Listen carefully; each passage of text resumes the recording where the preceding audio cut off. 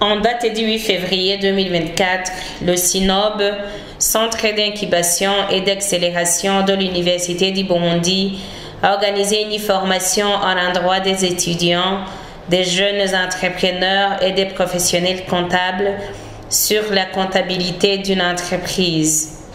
Selon M. Alexandre Ndaïchimié, expert comptable, la comptabilité est d'une importance capitale dans la vie d'une entreprise. Le métier de comptable, c'est quelque chose de très important dans la vie, dans les activités commerciales. J'ai expliqué tout à l'heure que c'est un métier qui est très intéressant, qu'il faut apprendre et qu'il faut pratiquer si c'est possible. Elle est utile parce que lorsque vous effectuez des activités commerciales par exemple, vous ne les exercez pas en vaste clos parce que vous aurez avoir besoin de partenaires, vous aurez avoir besoin des banquiers, des fournisseurs, des bailleurs de fonds. Tout ce monde-là aura besoin d'une information et vous-même le propriétaire, vous avez besoin de l'information. Alors où est-ce que vous allez tirer de l'information si vous ne la puisez pas quelque part?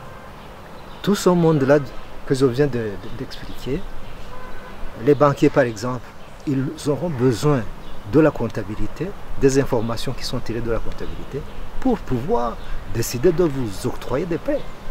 Ça c'est un exemple. Les bailleurs de fonds, comment est-ce que vous allez expliquer votre activité si vous ne la présentez pas quelque part, si vous ne présentez pas des informations qui sont puisées de quelque part? Et ce quelque part, ce n'est autre que la comptabilité. Et là, vraiment, la comptabilité a vraiment beaucoup d'importance dans la vie d'une société, d'une entreprise. Parce que, autrefois, par exemple, les commerces qui ne pratiquaient pas la comptabilité, ils tombaient en faillite. Ça ne veut pas dire que ceux qui exercent la comptabilité ne tombent pas en faillite. Parce que ça dépend de plusieurs facteurs. Mais c'est très important de tenir la comptabilité parce que c'est elle qui peut donner une information fiable dont tout le monde a besoin.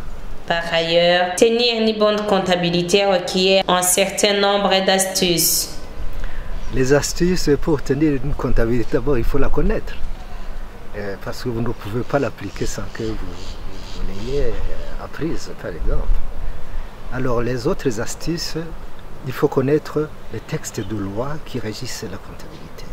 J'ai expliqué tout à l'heure qu'il y a des lois. J'ai expliqué que la comptabilité est régie par des textes de loi et des principes. Il y a des principes qui sont fondamentaux, sur lesquels on doit se baser pour pratiquer la comptabilité. Je les ai cités tout à l'heure. Et les autres astuces, il faut vraiment... C'est ce que j'ai expliqué lorsque j'ai terminé mon exposé. Il faut avoir des principes, il faut être concentré, il faut maîtriser, il faut suivre les règles, il faut éviter les pratiques, de mauvaises pratiques. Il faut s'habituer à bien traiter l'information. Bien traiter l'information en matière de comptabilité, c'est l'imputation comptable par exemple. Et être sûr de ce que vous êtes en train de faire.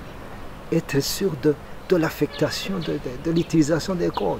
Consulter les textes, le plan comptable national. Et consulter l'ordre des professionnels comptables.